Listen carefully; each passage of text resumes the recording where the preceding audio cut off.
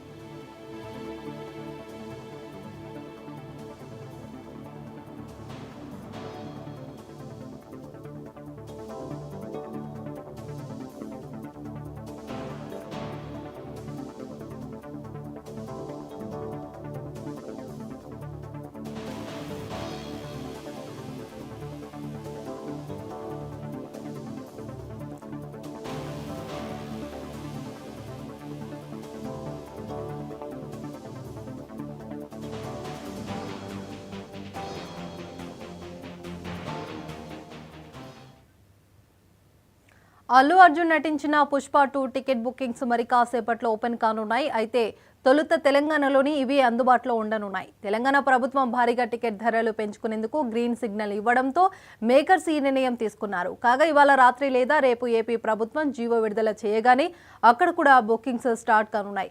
ఇదే అంశంపైన పూర్తి సమాచారం మా రీజనల్ కోఆర్డినేటర్ రాజ్ కుమార్ అందిస్తారు. రాజ్ కుమార్.